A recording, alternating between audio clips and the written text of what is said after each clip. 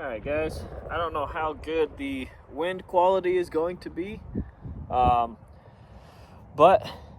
this is the start of, I guess, round 2 of the Battle of the 180s. 1, 2, 3, 4, 5. I got the Remington Core-lokt 180 grain, and then the Federal, what is that, the PowerShok 180s. Yeah, we're gonna just kind of kick it right off. Sorry about the wind.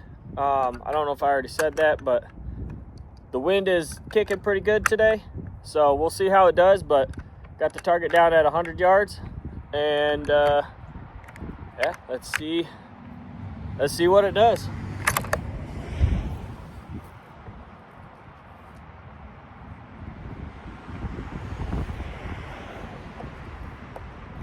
Keep trying to have this thing all set up and ready to go for when I start the video, and it always seems off just a little bit.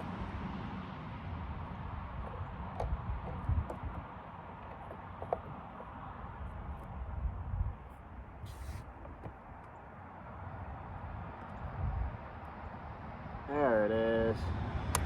Alrighty, here we go.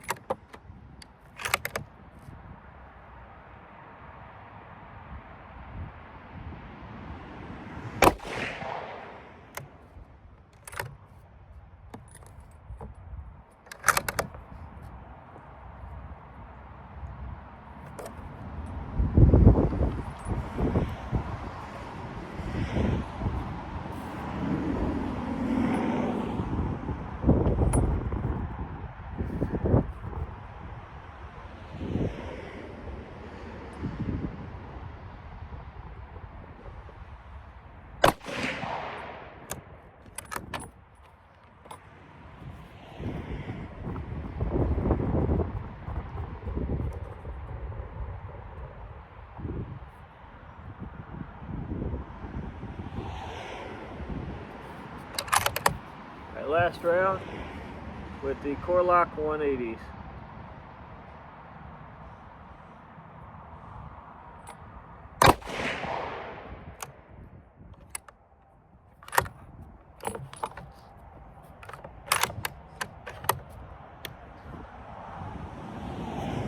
I punched that trigger just a little bit, but that group ain't bad at all. As I had one more shot. I did not count right. So here's the 5th round.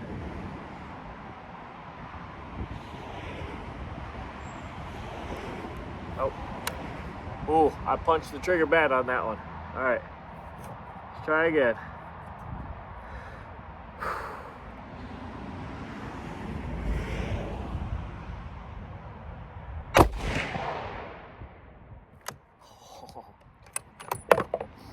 Core-lokt 180.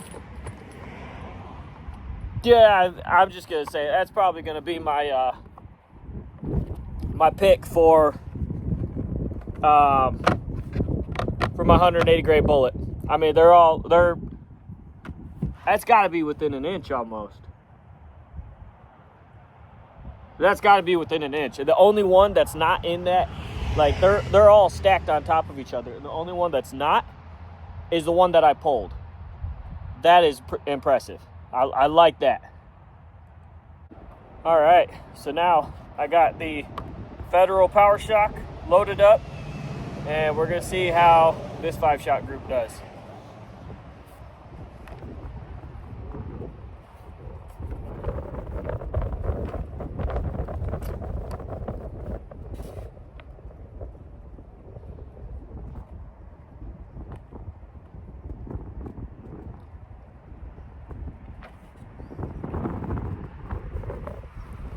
Almost forgot. Alright, I'm gonna lay these down so my targets don't blow away. We know the contenders. We know the contenders.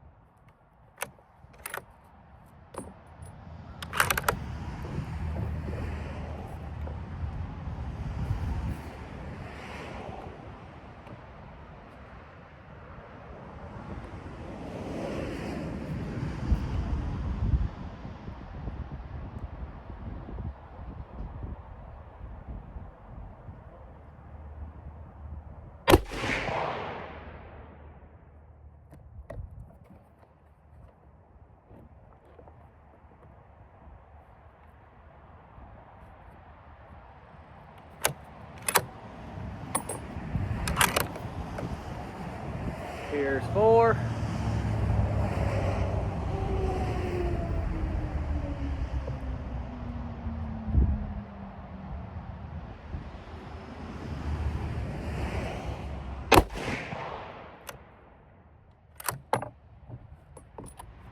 All right, here's shot 5 for the Federal.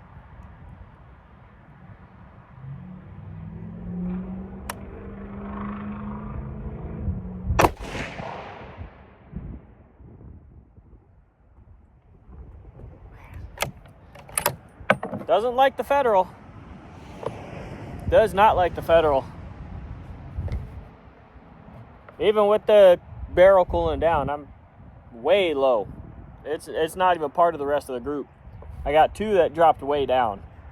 So I think this is the champion, but we'll try a couple more. I do want to mention each one of those, the feet per second they're all the same, 2,700 feet per second at the muzzle.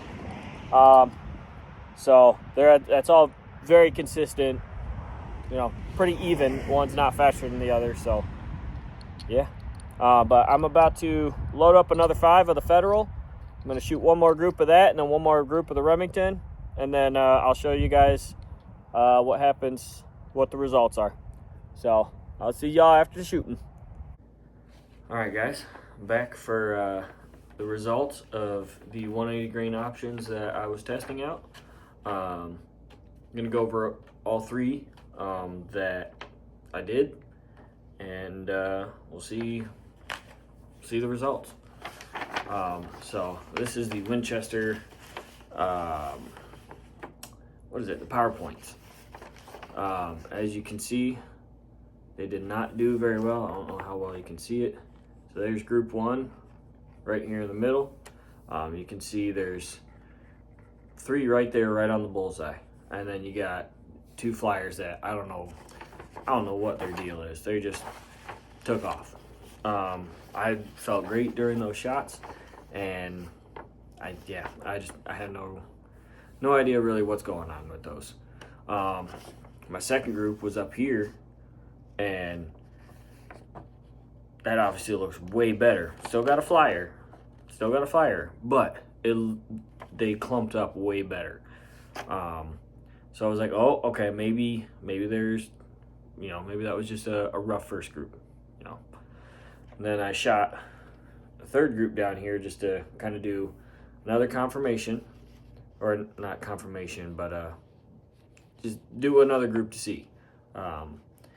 And the results were worse than the second group.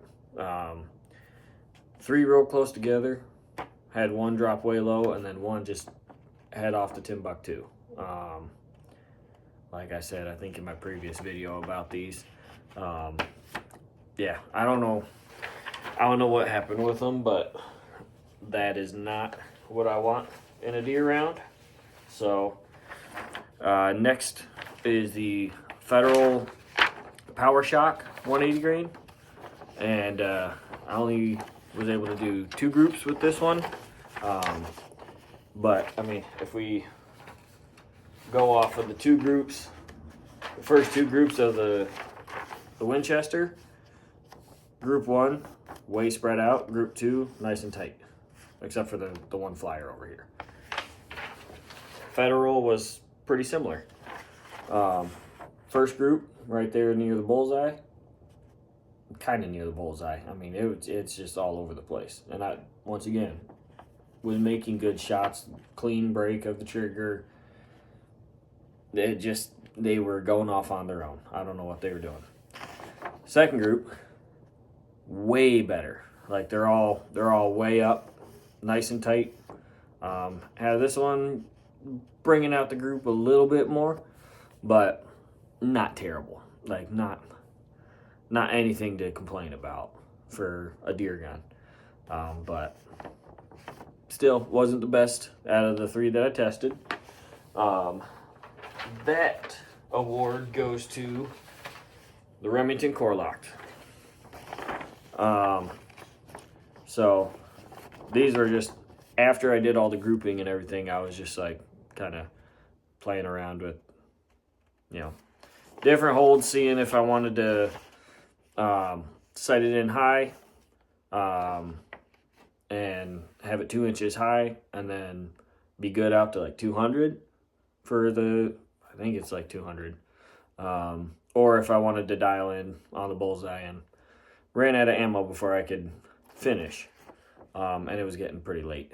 But first group here, all four right there, and then that one just below would have been right up there with the fifth, with the others.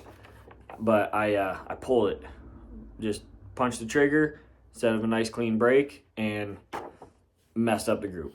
Otherwise, it would have been lights out. Shot a second group up here. Had good shots this time. Two just went a little low, but they're still, I believe, right around an inch when I measured them. So still the best that I've gotten so far from the 180 grains. So yeah, and if I can get these results again, which I should be able to, yeah, it'll be awesome. I'll be very excited to shoot something this year with that, and feel confident to shoot out to, I don't know, 300 yards maybe, 250, whatever I am able to safely take a shot. I have a couple spots where I probably could shoot 300, but it's getting a little close to, now I'm encroaching on someone on the opposite end of the field's lanes, and I don't want to do that. So, you know, it's just nice to see that I have the capability of doing that, even if I don't have the opportunity. Maybe I can if I'm solo. But hey, I am happy with the results of the Core-lokt. The others, it's all good. I know some rifles they work great with, some they don't. Mine just was one that the Core-lokt was the best with. So yeah, that's my end results, and yeah, let's get it.